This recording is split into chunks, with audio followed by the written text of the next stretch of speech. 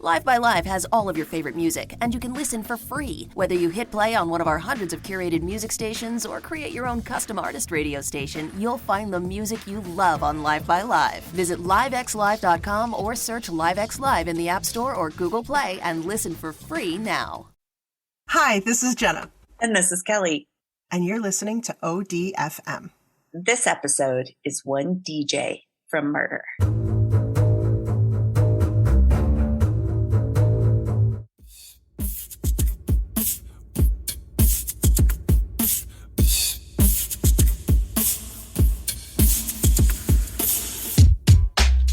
Almost sounded like DJ. Got us falling in love again. Yes, it does. And yes. And I love me a DJ.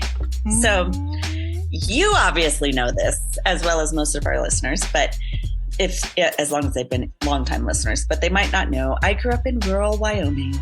Honestly, what isn't rural in Wyoming, though? You know, I was just gonna say, as opposed to the city, and by that I mean like the singular. Yeah, yeah, and even that is questionable. It's like 100,000 people, so you know.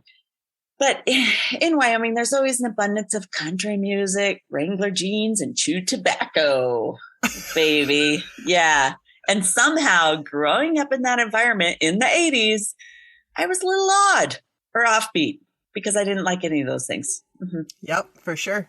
Yeah, so I was always into trendy fashion, which made shopping in the pre-internet days and minimal available shops. Where did you get your clothes and stuff? Where did you? Exactly. Fortunately, my mom was a wicked seamstress.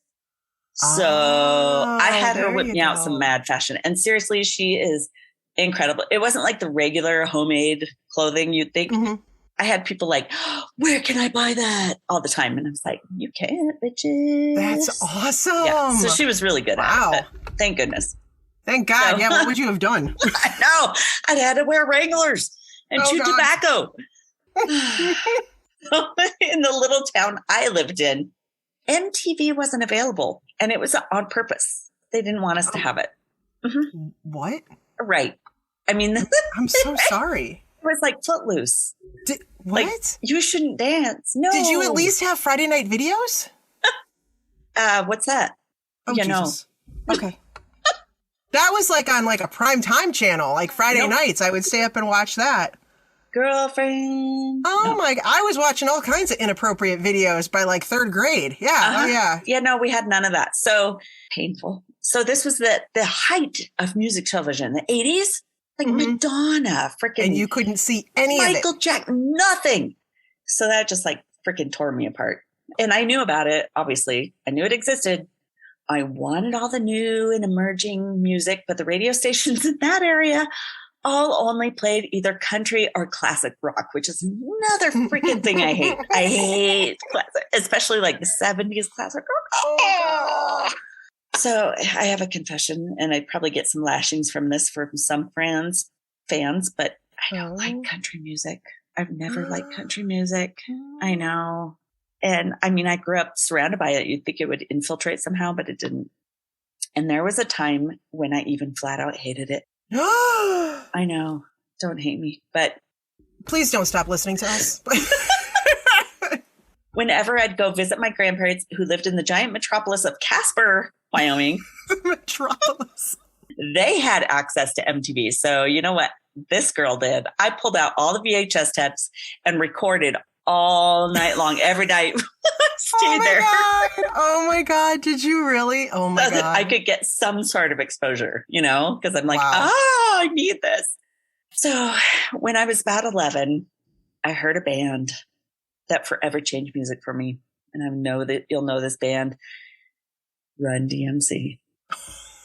Yes. Yep. I was like, what is this wizardry of awesome beats? Yes.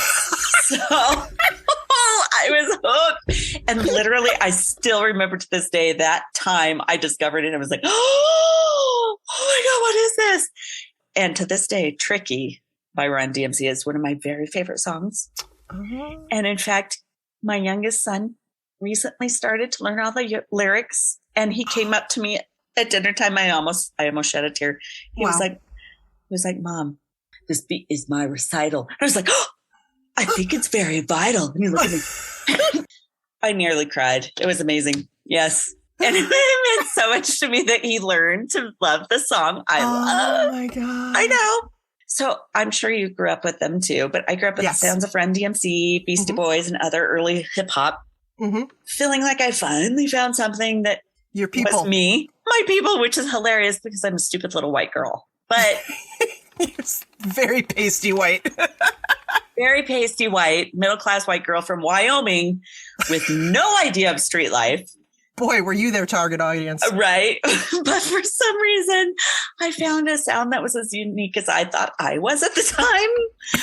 I wasn't, but I thought it was. I was very weird, so maybe it worked. But I'm probably in reality just a basic white bitch. But whatevs. It got me through not being what was normal at the time. Like, well, we are really getting some insight here. Right? So now this is deep. This is deep Kellyhood. So later on, in 2002, when I heard Jam Master Jay, the instrumental wizard of Run DMC, had been murdered, I was heartbroken, along with the rest of the world. I know. Is that when you started wearing black every day? I've been in mourning since 2002. Yes. This is the story of Jason Mizell, known as the one and only Jam Master Jay of Run DMC. You know what? I would possibly know this if they hadn't taken VH1 Behind the Music off the air. See? I probably could have seen this episode. I don't know this story, so I can't wait to be enlightened. Are you in rural Wyoming or what? Because excuse you. Sorry. I mean, I don't know the details. I'm good. Ready to learn the details. All right. I shall give you the deets. Give me the deets. Because I am so street. All right. So I can't say. Keep a straight face. Okay. So Jason Mizell grew up in Hollis, Queens in New York in the 1970s, where crime was at an all-time high and the city was in a recession. Not a good time to grow up there. So Hollis was a place for the lower middle class, an area where people in the dangerous inner city were trying to escape to attempt to find a better life. So Hollis was like, better than the real shit digs. Right. So they're just trying to dig themselves out. And so Hollis was only about a mile in all directions. So it's super close knit. Everyone really knew one another. It's one of those nobody ever left the neighborhood. They really got to know each other. And the kids that hung out in the neighborhood were known as the Hollis crew. So Jay was one of those kids. And Jay had stayed close with his friends he grew up with in Hollis from the time they were teeny tiny. So they were a street family that took care of one another, protected each other. And Jay was known as an all-around good guy. He tended to be the peacekeeper among the kids, and everyone was good with him in general. Of course, drugs became an issue in the neighborhood. Yes, 1984, that drew kids into selling them as a means of making money because, of course, they don't have to pay them much. They're kids. Let's pull these guys into this. So the kids get drawn into it for making money for themselves and their families to help them get by. But many of those kids didn't have dads, and their moms were busy working multiple jobs, trying to scrape out a living for the families. So the kids were often left to themselves, and they would just go to school and then have ample time on their hands to get in trouble. Right. Bad combination. Yeah. But what can you do? Right. So cops came in the area to crack down on drugs. And since the kids were also close, seeing their friends get busted and hauled away to jail made the cops look like bad guys, which totally makes sense, Yeah, okay. There are these little infractions. Kids aren't doing much, but they're just trying to freaking get by. So it gave them a bad impression from the get-go. So Jay's best friend, since the time they were tiny little tots, his name was Randy Allen. I know, those are so little tots, little boys. Randy was often jailed for selling drugs as a young teen and on, but Jay kept his nose clean, didn't take any part of it. And Jay, like many of the others, didn't have a dad in the picture, but his mom was a teacher, and she ended up being a fantastic role model for him. Oh, he is lucky. He is so lucky. And she worked her tail off, even though she worked tons of jobs. I don't know what this woman did, but I need her in my life to teach my kids because I'm wrong. But he grew up learning to work hard, and he had a special aptitude for music. So his mom, Connie, said that he would use anything around him to make music from the time he was teeny. So pencils, pans, everything was an instrument. It must have been adorable. And then after a couple hours, it would be like, super annoying. Could you just, for the love of God, sit still? Knock it off. I want to watch my program. Just one program. So he became skilled at many instruments. And at only 13, he started playing with a turntable. Dang, that's impressive. And it wasn't even a real thing at that time. You know, it's just things people were kind of experimenting with. Like the Fisher-Price plastic one with the colored... The bus goes round and round, round and round. Starts mixing it with Twinkle Twinkle. Like it's, Yeah. That's good. I like that. That sounds good, bro. I love it. So at this time, hip hop was becoming a means of people in the urban areas to enjoy and spend time doing, since they were kind of ostracized from the rest of the world. Because they're in the urban center, these kids were in a different kind of bubble and they didn't have access to the things like the education necessary that the rest of the nation's kids did, or the instruments even to play. No wonder you could like relate, because there you were in the middle of Wyoming, right? Surrounded by country music and Wrangler jeans. And tobacco. And I'm like, no. Right. And you're like coming up to them going, I feel you. And they're like, no, white girl, you don't. And you're like, wait, but I do. I don't fit in. I do not get it. Oh, I never did. Isn't it weird though? What the hell? You'd think we like saturated with all that shit, it would have infiltrated, but it didn't. God. It just bounced right off. Nope. So for these guys, as a means of creating something for themselves, much like the jazz of the past, they came up with a brand new sound, hip hop and rap. Nice. Yes. So Jay got really good at the turntable and he began DJing a lot of the block parties in the neighborhood. Ooh. And he became like the boss at it, like the best ever. So Run from Run DMC, that's Joseph Simmons, and his partner Daryl McDaniels, the DMC of the group, had already released one record and it was creating some buzz. And they're from this neighborhood. So they needed to start doing live shows. And they knew they needed a DJ to scratch records and basically make all the background music while they're doing live shows so they could rap while they emceed. And they had grown up with Jay in Hollis, and no one was better than Jason Mizell at DJing. So Jay joined the group as Jam Master Jay. Jam Master Jay. So Red and Daryl have been trying to come up with a signature look. Oh, gosh. And you should have seen them prior to Jay. Their look. Oh, no. Was black turtlenecks with plaid jackets. No, it wasn't. It sounds very Boys to Men, actually. Yeah, and also even like the old jazz age. It's just 70s. Like they could have put on some bell bottoms, but no, time was past the bell bottoms, baby. Turtlenecks? Yeah. And plaid jackets. Okay. And that didn't take off, huh? No, for some weird reason. Thankfully, they took on Jay. Okay. So they had to pick Jay up for a gig, and Jay comes walking out in what would become the band's signature look. An Adidas jacket, what they referred to as the Godfather hat, kind of a derby style hat. Right, okay. And Adidas shoes with no laces. Right, because... Yeah, Jam Master Jay. Yeah, because it's cool. Streetwear. Right. So Jay was way more street than the other two. Like you think? Yeah. He had really grown up. And those other two ended up, they had gone to private schools where Jay, went to public school. And yeah. So they were just wearing their school jackets inside out? Or... Oh my God, that reminds me of, what was that movie with Sarah Jessica Parker? Girls just want to have fun. Yes, and that was out of school, and they changed their jackets around. What was her name? It was Helen Hunt before she was.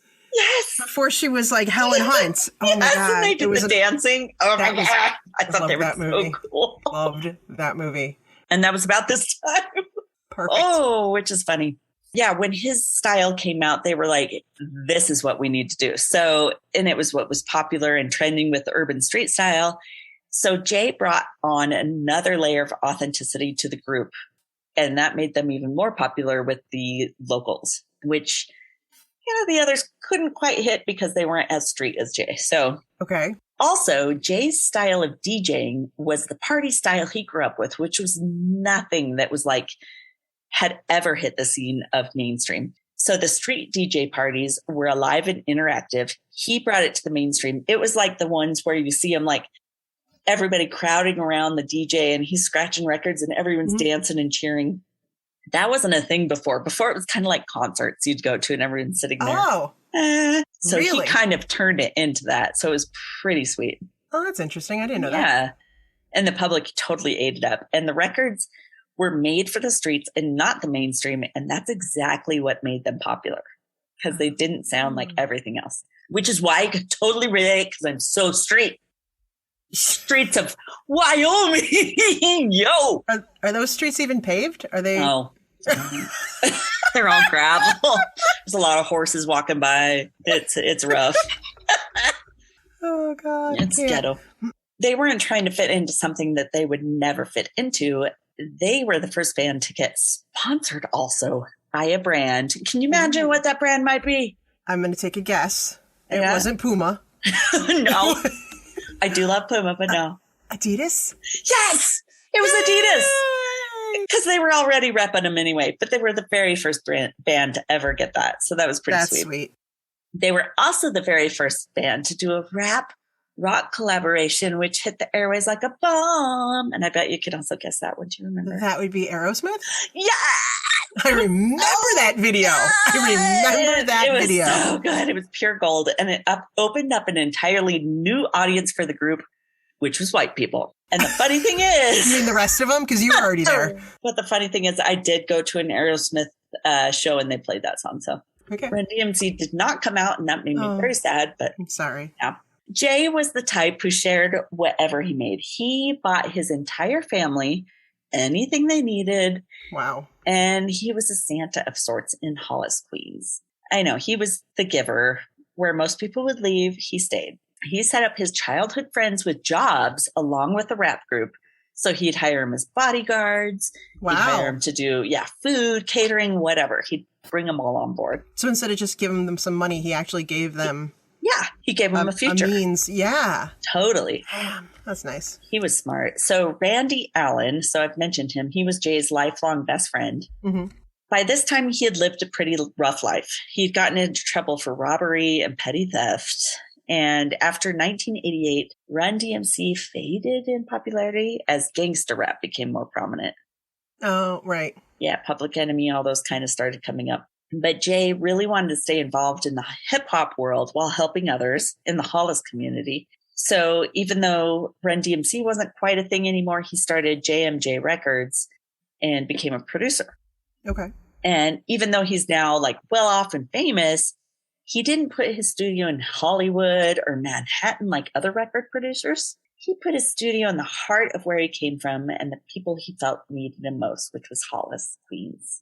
I have a feeling this is going to turn out to be a bad idea. I know.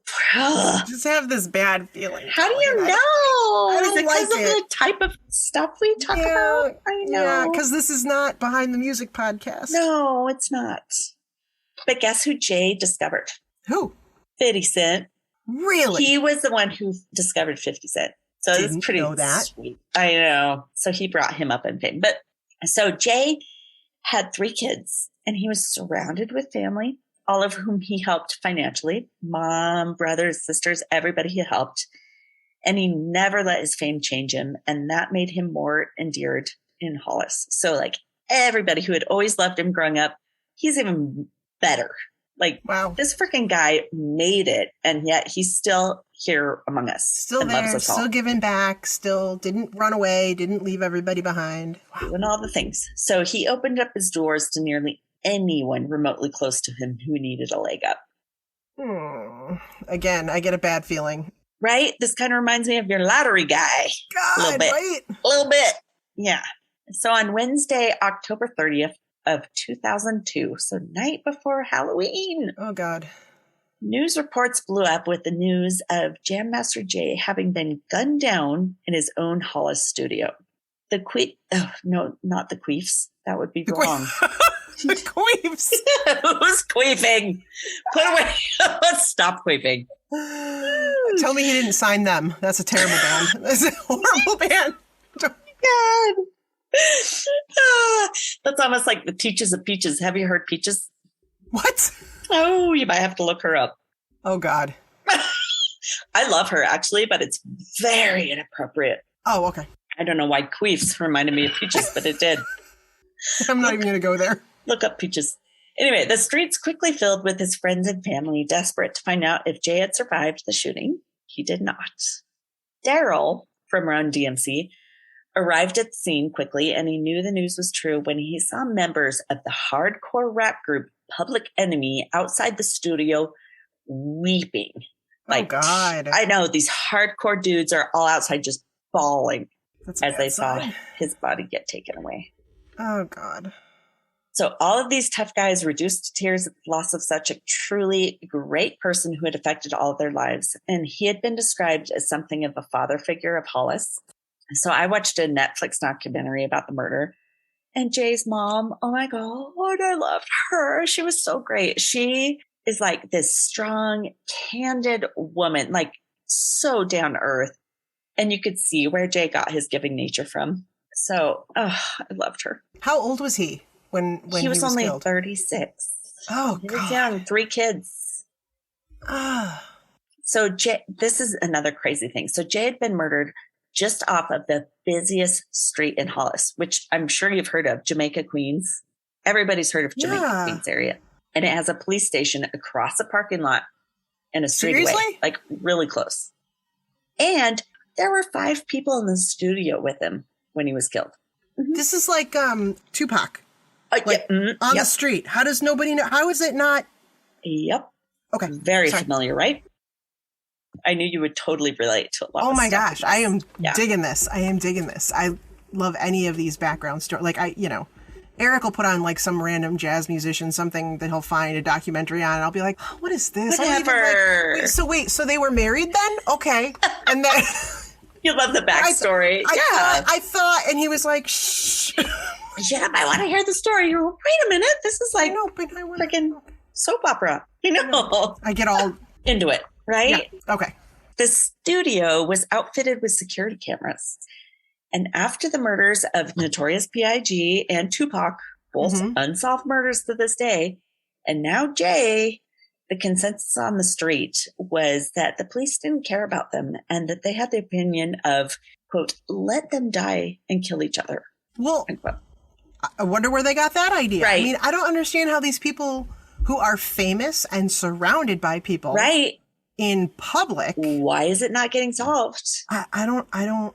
So trust in the police obviously hadn't improved in the last 20 to 30 years since the Hollis crew had been kids. So even though, when they're kids, all their friends are getting arrested and still, hey, our friend's been gunned down. What's happening? Oh, nothing. Yeah. Right. So the police didn't have a murder weapon. They didn't have fingerprints. This is what they claim anyway, or any of the other significant evidence. And no one was talking to cops amongst the witnesses in the studios. Well, that I see. And I see why they don't want to, they can't get any information. Oh my God. Yeah. Also, Jay had recently purchased a gun for protection, feeling it a risk for some reason. So there was some reason he felt like someone was after him. Mm-hmm. So there's a lot of names coming up that I'm going to drop on you. So hopefully everyone will be able to follow because they're all a part of the story. Many of them start with an R, so it can get confusing. I don't know why. Taking notes? Do I need to take notes? Possibly. Can you get a whiteboard behind you and start? Oh, that would have been genius. Why didn't I do that? I don't know. Damn it. Next time. Okay, so we're going to start with Ronald Washington. Okay. Ronald, he's an old friend of Jay's. He's also known as Tenard. So I'm just going to go by Tenard because that's a weird name. And that'll be more memorable. And I don't see how there was any correlation, but okay, cool. I think maybe Tenard. It's a middle name. I don't know. But Tenard. Tenard had come to Jay needing a place to stay. And Jay, of course, is like, yo, okay, come on in. Stay on my couch. Let him stay on his couch. So Tenard said the day of the murder, Jay had given him $200 to go buy bullets for his gun. Because he was like, yo, I need protection. Can you go buy me some bullets? How expensive are bullets? That seems like a lot of money for bullets. Doesn't it? That's what I thought too. Okay. I don't know. I mean, I don't have a frame of reference. That seems pricey to me. But it does seem expensive. Okay, here's another R name. Rodney Jones. So this is Jay's nephew. He was in a rap group at the time, and he had been mixing sounds with Jay in the studio earlier that same day. Randy Allen, who we've talked about before, he's Jay's best friend. The bestie from who was going to jail a whole bunch. Okay. Yes. And he had also hired as a bodyguard for Run DMC. He had also been in the studio as well. So Randy was now Jay's partner for the JMJ records. So he had let him in. They partnered up. He was supposed to be in the studio. So it's normal for him to. So shortly after recording, Rodney, which is Jay's nephew that had been working on a rap album, he went to get his haircut at the barbershop down the street. So this is like still tiny community, right? Just going down the street, get my haircut. So to get up to Jay's studio, you have to get buzzed through the front door. From there, you go up a staircase and down a really long hallway before you get to the door of the studio. So when you walk in, to the left of the door is the receptionist desk. Straight ahead is a little lounge area. And behind that, through another door on the right, is the control room. Okay. So inside of the control room were Randy Allen, which is Jay's best friend, and Mike B, not to be confused with Mike D of the Beastie Boys. Mike B. B as in boy. Okay, B. And a female recording artist. We don't know who that was. Mike B was well known around Hollis. He was a friend of most everyone, considered the jokester. Okay. He's a rapper, and he's managed by Randy and Jay. So in the lounge area, how you walk in, the receptionist area is to the left, in the front of him is the lounge area. There's a couch and a TV. So Jam Master Jay and his friend Tony Rincon were on the couch playing video games. So Jay's closest to the door, and he had his own personal gun close to him. He's sitting on the couch next to Tony. Tony, who he was not from Hollis. He was Jay's, get this, car sitter. I had never known this was a thing. What? A car sitter, much like a babysitter, but for your car. So basically, he'd sit in the car, double parked, while Jay would run short errands in town, so he wouldn't have to park his car. Basically, Tony would double park it. That's a thing? It's a thing. So that Jay could run and do things.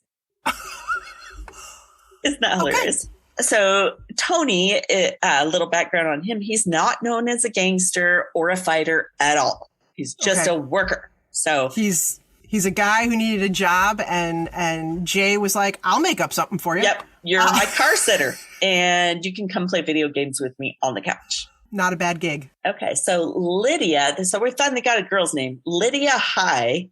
She was the office manager, and she sat at the receptionist desk. Okay. Randy Allen is her brother. So you could see how everybody's kind of interconnected. They're all friends. Right. Everyone's related. Nobody interviewed for a position. Everyone was it's all word of mouth. Yeah. Yep. Oh my God. It's all about who you know. So both Lydia and Randy had been close to Jay from early childhood. Lydia claimed on the day of the shooting, a guy came in with dark clothing, a hoodie. She tried to run out after he entered. He walked past her. She's like, I'm out. Mm-hmm. Tried to leave. But a second gunman stepped into the doorway, blocking her exit. And he forced her onto the floor. So Tony, he's seated next to Jay on the couch. He said, right at that moment, his phone rang. Right. What an opportunity. Dude, I cannot talk right now. This is a bad time. Right, dude. So he bends over to grab his phone off the floor next to him. And he bends over. So in the control room, Randy Allen at the same moment hears 2 shots. And he scrambles for the door. So at the moment, Tony's leaning over. Mm-hmm. A shot comes through. Jay gets shot, hits Tony just in the leg. So they both get shot. Randy comes out from the control room after hearing the shots, and he sees Jay on the floor. He sees his sister shaking on the floor near the receptionist desk, afraid to look up, and Tony shot in the leg. So meanwhile, Jay's nephew, Rodney, who had gone to the barbershop down the street. Oh, God, right. He's walking down the sidewalk back towards the studio, and Mike B comes flying out of the studio and yells, dude, there's been a shooting. Oh, my God. Rodney runs up to the studio to see what's going on, where he finds Lydia screaming, still on the floor. Oh, my God. Jay's completely collapsed, unresponsive. And by that time, the police finally arrive, even though they're a parking lot away. So to get into the studio, this is a huge detail. One has to be buzzed in. When buzzing the outer door, one camera is pointed at the door. So that's how they know who to buzz in. And who buzzes them in? Wouldn't that be the receptionist? The receptionist does, yes.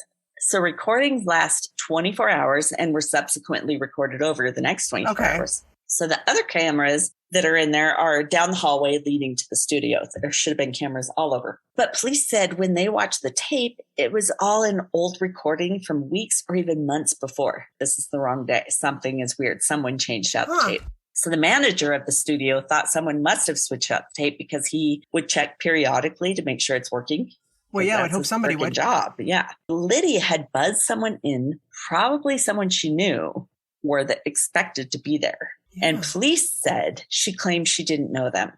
In fact, no one left alive claimed they knew the gunman, which means they were sure that if they said anything, they too would be killed. That's what the police claimed anyway. Right, because she saw one person come in, right? She saw one guy dressed darkly come in, and then she tried to go past them to the door, and then someone else came in and stopped them. So 2 people came in. 2 people came in. Okay. So one of the rumors on the street were that Jay got caught up in a beef between a New York City drug lord and 50 Cent. 50 was a child hustler when growing up in the neighborhood and had ties to a rough crew of drug kingpins. Not so fun. Yikes. And 50 had released a song that mentioned 2 of these figures high up in the drug scene. Can't fake names, man. Come on. And so they thought it sounded like snitching. Dude, you can't. But the thing is, 50 didn't get away with it. In fact, I didn't know this, but he was in Queens sitting in a car when another car pulled up beside him and shot through it. And he was hit, but he had survived it. I did not even realize that he had been shot. Whew. So the theory was that a hit was put out for Jay because he was the one who had put 50 Cent on the path to stardom and had, helped him record his records. You didn't know he was going to name names. Like, how would you know that? Exactly. He might have even said, those are fake names, right? Oh, yeah, sure, man. Sure, dude. So those drug kingpins, they actually even came forward and said they had no beef with Jay and that they respected and loved him. Interesting. So that theory was stricken because even the kingpins are like, no way. We love this guy. We would never do that, which they would never normally do. Since Jay had had kids, he had always kept on the straight and narrow and had never been known to be involved with drugs at all. In fact, I know you probably remember, but the Run DMC songs were always like about anti-drug. Yeah. Mm-hmm. But with more digging, a personal side of Jay began to take shape. He no longer made the money he had with Run DMC when it was at its height, but he had lots of people relying on him. So like his entire family, his kids, all these people he had always given money to, he felt like he needed to maintain their lifestyles. Like, oh God, that's a lot of pressure. I know. So like, I've done this for you all this time. And he felt like they're all relying on him. So he ended up going into a ton of debt just to keep up everyone else. So he reached out to some old friends to see if there's another way to make money to pay his debts and take care of his family. Originally, he and some friends were traveling to California to buy some cocaine to take back to New York to sell. But when they landed, the person they were supposed to meet up with didn't show up. They figured they had to buy it from someone else. And it was thought that Curtis Schoon, who had went with Jay to California for the botched drug deal, may have been angry that the deal didn't happen. So he was looked at like, did you kill Jay? Yeah, because this didn't work out. But Curtis was horrified at being suspected for his friend's murder. And his photo was shown to witnesses there in California. And he wasn't one of the guys. So the police eventually cleared him. Now, Randy, his lifelong friend, and Jay had a kind of collaborative life insurance. So this was really weird. I didn't know this was a thing. So if you can have a life insurance policy with your friend? Yes. I thought it was always like at least some kind of a family member or... You didn't know I took this out on you? I do now. Collaborative podcast friend insurance. So you can keep the whole $20 a month for yourself? You selfish bitch. I'm rich. So yes, they had this collaborative life insurance. So if one of the or the other were to pass, the other would collect on that insurance. Okay. Randy had a little something to gain from Jay's death, but Jay had also told others prior to his death that he suspected Randy was kind of stealing from him. So that's, I know, not good. He thought that maybe he was siphoning money from JMJ Records, but people just couldn't believe it. Randy was like Jay's best friend at his wedding. He was close as an uncle with Jay's kids. They were like freaking family. They'd been friends since they were just little kids. And they had other projects they were working on that were going places. And Randy wouldn't have been able to do it without Jay. Okay. Randy gave the family access to look at all of his records, and his family never suspected him. Like Jay's family's like, there'd be no way. We've known this kid since he was like 2. Gotcha. No way. Oh, so in the radius of the studio, we talked about like all the surveillance cameras. There's a ton of them. Yeah. Apparently, when investigating the crime, right away, the cops alienated the witnesses by berating and yelling at them when interviewed when they saw the tapes. Saying, you knew something was coming. Why didn't you show us? And all this, like accusing them of something. So, of course, they're like shutting down. No. So they're fearful that if they talked, they'd be fingered or prosecuted. Yeah. For saying anything. Lydia had straight out asked for witness protection if they told them something. And they're like, no, we can't protect you. You're on your own. Oh, jeez. They're not even offering anything. Wow. There's a perception of a lack of support, obviously, from the court system, the police, the entire legal institution. Trust was at all-time low. Why would they talk when there weren't even guaranteed any sort of protection? Oh my gosh, yeah. And would be like at the mercy of the streets. Like you go, everyone would know. Yeah, that was the person who said something.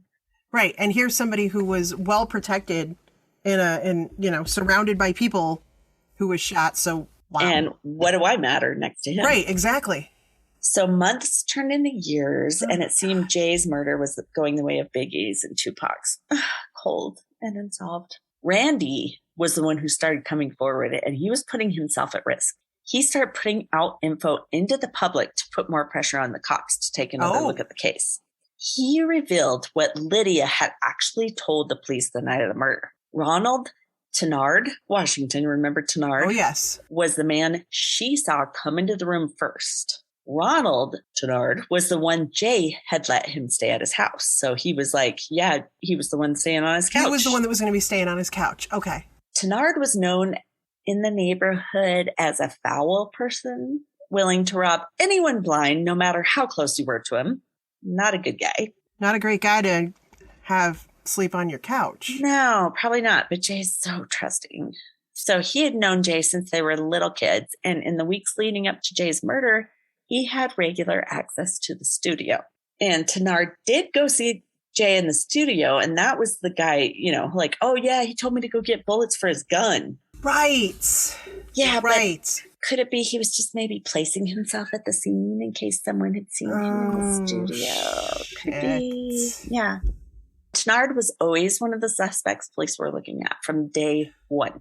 But what reason would he have to kill him? I mean, he was letting him stay there. Like, what's his motive? What's his... Yeah. If he's dead, he can't... Too. Okay, because, it's hard to stay on a guy's couch when you kill him. When he's dead. So yeah, then it's you hard don't have to get anywhere his to help. sleep. Right. Not arresting him right after the murder was another way the Hollis community lost trust in the police. They had felt everyone had given this information to the police. Like, multiple people had said, look at this guy. But he never got arrested. Mm. In fact, Lydia did. How the police were like, yeah, they wouldn't come out with anything. They wouldn't tell us anything. That was bullshit. Yeah. They were lying. Somebody was lying. I think it was cops. Okay. They wanted justice, the people in the Hollis, and they were willing to take it on themselves since the police weren't. Okay. So Tennard had been shot at by so many people in the community that he finally fled the area. Oh, jeez. People were like, you're not going to do shit. We're going to get rid of this dickhead. Oh, my God. I know. So it's kind of funny. But following Jay's death, Tennard was arrested for several robbery convictions. And in 2007, it was found that Tennard had been confiding to a female friend about his involvement in Jay's death. Oh. Yeah. He wasn't the trigger man per se, but he said he was definitely present as one of the gunmen, just like Lydia had said the whole time. Oh. Tennard said he was on his way back to the studio when he heard the shots and saw his friend. He's like, oh, I wasn't really in there, but he did say he saw his friend, Little D. I don't know if I'd be wanting to call Little D because that sounds like you got a little dick. Wait, I thought it was, Little D. I thought you said, no, wait, that was... I know, there's so many Mike people B. in this one. Okay, yeah. Sorry. No, this one's Lil D. Lil D. Now, did he give himself that name or did he earn it? Who knows? But his real name is Carl Jordan. So Carl, known as Lil D, he was leaving the studio. This is what Tenard said, so take it with a grain of salt. He said he's leaving the studio with his father, Big D, who was Darren Jordan, which Big D makes more sense than Lil D, but okay. So Lil D is an aspiring artist, well known on the streets and popular. He knew Jay well, and he'd been involved with Run DMC a little bit, helping them. Tenard said that on the night of the murder, Lil D told him that his dad wasn't supposed to shoot Jay. So Tenard's basically saying it's Lil D and Big D that did this. And I was just outside and I saw this. So whatever. But Big D, so this is Lil D's dad, obviously, and Jay were super close. They lived across the street from each other. They'd become close enough to be like brothers. I mean, Jay's close to everybody, it sounds like. So the thought that Big D would kill his close friend, who would meet his brother, was stretched to everyone that knew him. But Tenard said that about 3 months before his murder, he and Jay were involved in a drug deal gone wrong. Tenard alleged that Big D was also in on the deal and that Jay had botched it, and they both ended up owing a big-time drug dealer from the Midwest named, get this, Uncle. What? Because you want to call it drug dealer. Hey, Uncle. Oh, my God. Okay. I don't know where they get these names. I don't either. But they thought they apparently owed him $80,000. That's a little bit of change. Yeah. So when asked about it, Big D said he wasn't involved in anything like that. And he called Tenard, I love this, a bitch ass in. Yeah. How dare you bring me into this shit? Mm-hmm. You know I love Jay. Fuck off. But Tenard's making up shit, trying to get other people's names involved. Lydia had actually told police that the one who held the gun to her head was Ronald Tenard Washington.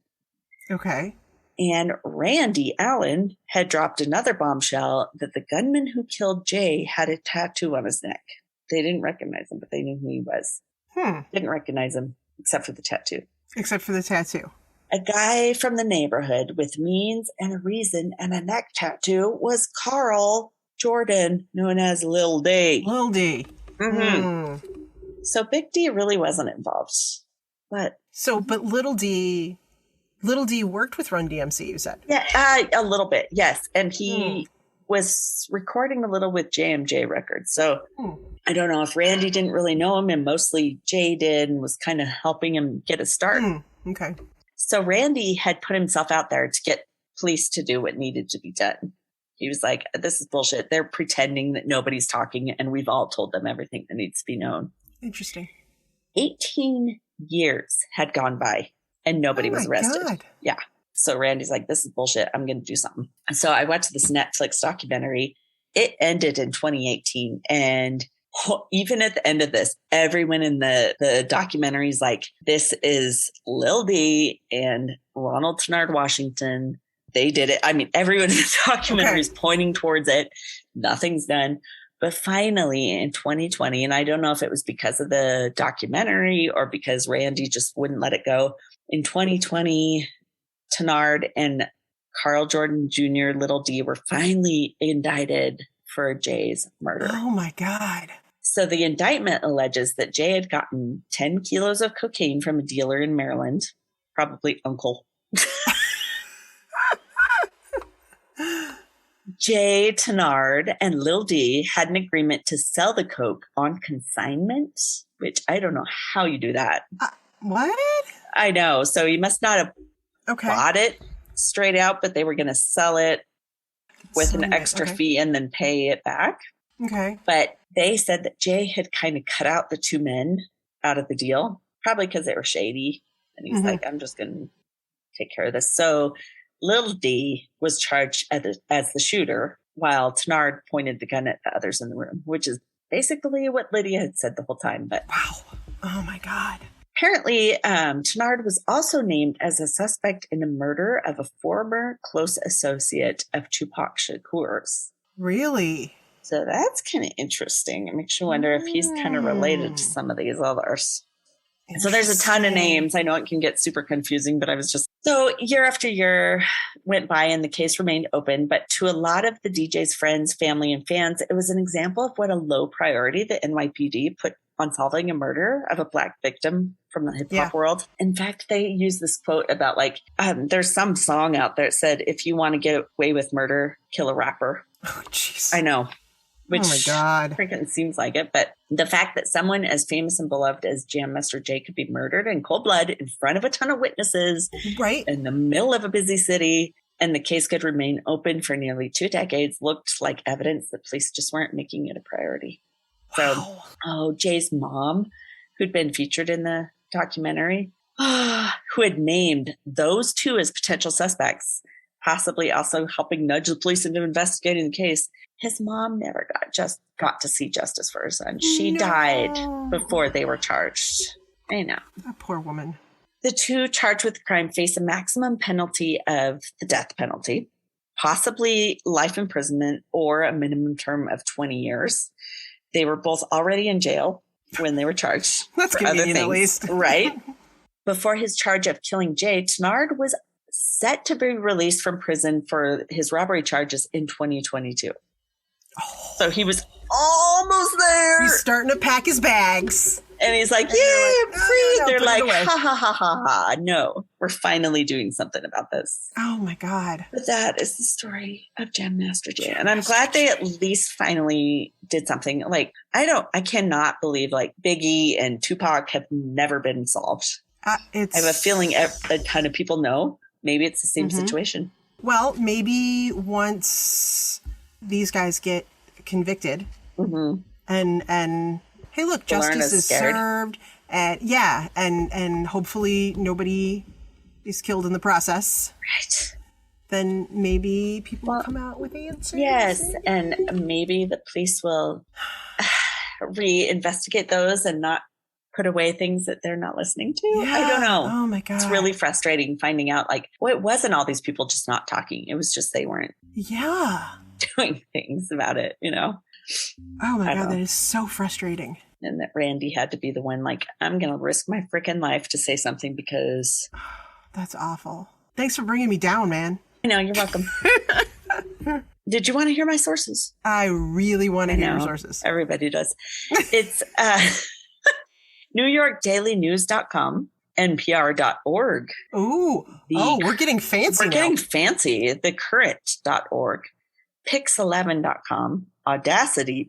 Odyssey.com. It's AUDACY, not the other kind of Odyssey. Okay.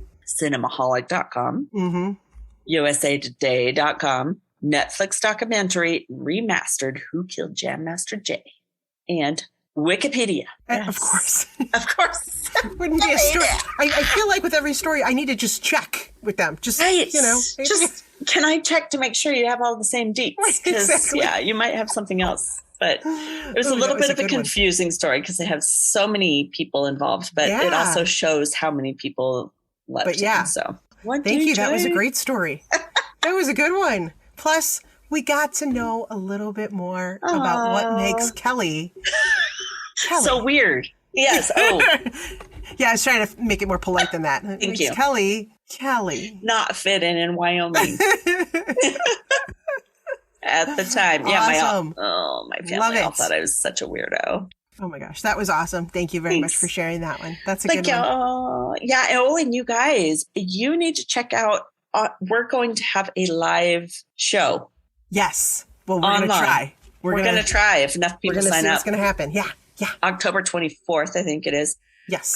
6 p.m. Sign up. It's only $5. And any funny comments or things you have to say, we can read while we are giving our story. And you get to see what we do live. We're going to try to come up with something good for a Halloween live show.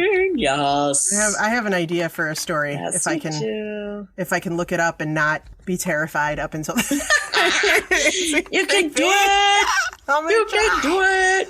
I'm going to try. So I'm the one with the portal, so you're okay. Right, exactly. Maybe we'll get to see some interesting things happen while you tell your story on my side of the portal. No. Oh, on your side. Yeah, you keep that shit over there. Yeah, I'm okay with it. Keep that shit over there. It doesn't, I can handle it. There's spirits flying around, shit's happening, and I'm like, anyway. Yeah, that's true. Maybe it is on your side now. Sorry.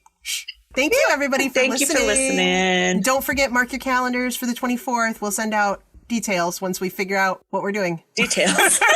Once we figure out details. Once we know what we're doing, there is a place you can sign up and buy tickets to it on Facebook. So sweet. On our Facebook page, ODFM Podcast. Yeah.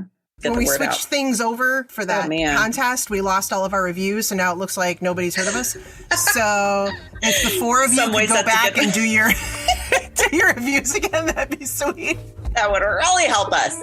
Yeah, and if you aren't hearing, well, never mind. I was going to say, if you aren't hearing current episodes, you just need to go look it up again. But I guess you wouldn't be hearing this, so you wouldn't know.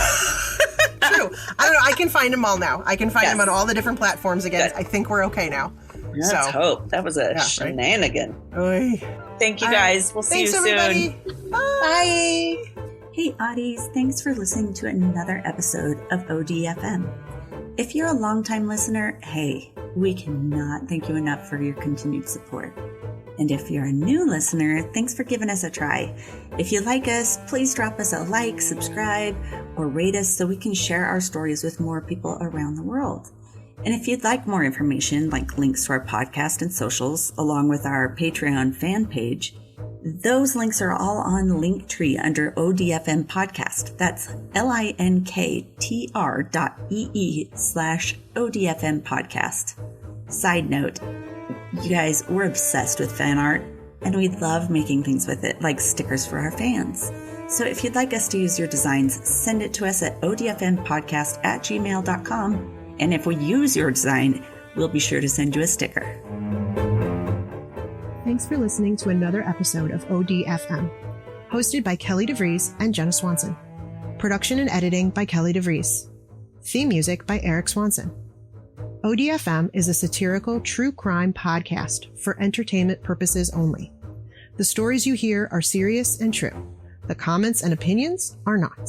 We apologize if any of our content is harmful or disrespectful.